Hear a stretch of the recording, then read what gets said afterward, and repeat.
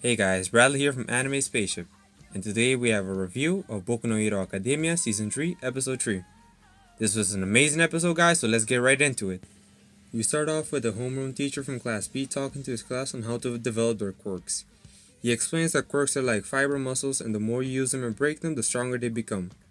One of the things I like about this scene is that they show a few of the classmates from Class B, like being sad, like, I'm sorry teacher, they were such a disappointment. I just love those scenes because they like lighten up the mood and they make the episode more fun.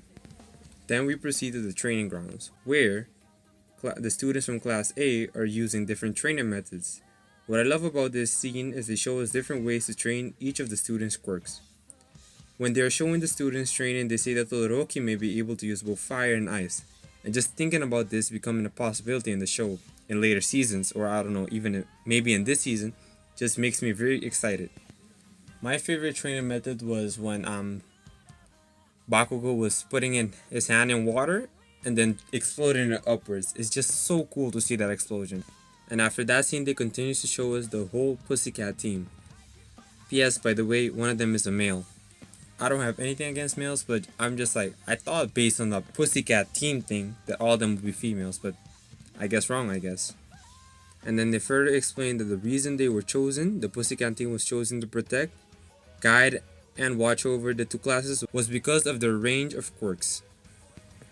One of them has telepathy, one of them has the ability to control earth, and the male one has the ability of pillar body. I don't know what that means, and I don't remember the fourth one, but my editor would probably pop it up on the screen right now. After the training, the students get back to the home base half dead, but it gets worse when they realize they have to cook for themselves.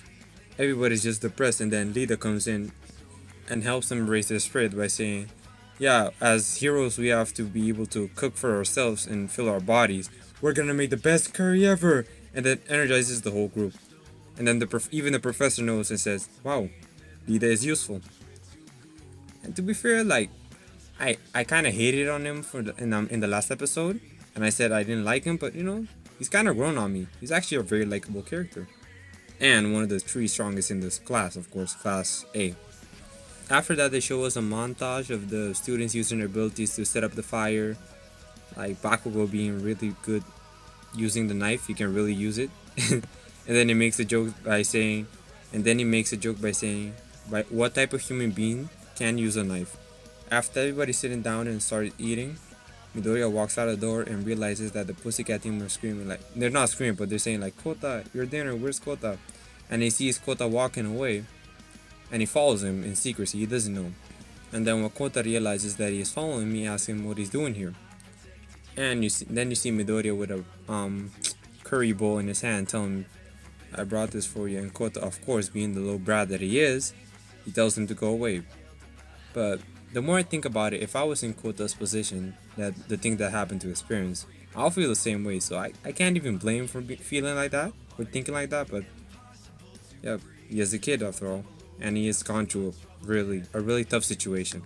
After Midoriya talks a little bit more with Kota, he realizes that Kota doesn't hate only heroes. He hates everybody. He hates the whole like quirk-based superhuman society. So he hates everything that has to do with quirks. In his words, they are just showing off and killing each other, meaning hero and villain. Then, after seeing that, Midoriya proceeds to tell him the story of when he was a kid that he had no quirk, and they really wanted one. He tried to even moving things closer to him, or try and breathe fire, and it didn't work. And then he realized that it was like a small percentage of the world that's born without a quirk. Of course, he doesn't tell him that it's him because he has a quirk and he'll be suspicious. So he tells him it's a friend that wanted to be a hero. He admired him so much, and he trained, but he didn't have a quirk.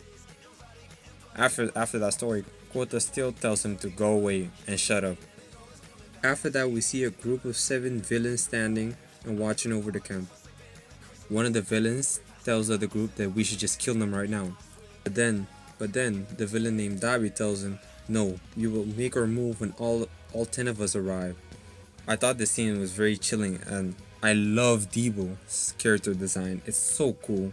He has like, his face is like, on the under part of his chin is like torn off. You just see like red skin and his black hair. I think he has like one of the coolest character designs in the whole anime.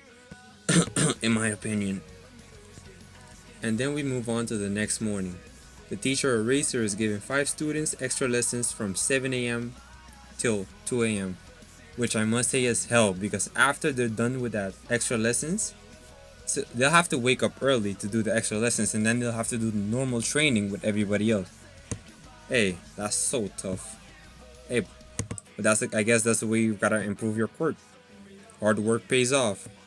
So then after that, we continue to the normal training exercises that everybody's been doing every day. And Midoriya walks up to Eraser and asks him if All Might's coming. And then Eraser explains to him that because All Might is such a high profile and most villains are after him, he couldn't come because he didn't want to attract attention of other villains. So that's why they gotta keep it a low group like that. And after the hellish training, we see the children finally cooking again. But this time it's potato stew, if I'm not wrong. And then Todoroki walks up to Midoriya and asks him what he was talking about the teacher about All Might. And he tells them what happened to him in Koda and explains that Koda hates the human quirk society and not heroes alone. And then he asks Todoroki what would he do in that situation, where he says it depends. That in those situations you can talk with words, but actions speak louder than words. So you can say something, but it has to be accompanied by some action. After that scene, we see everybody gathered up and they're ready to start the challenge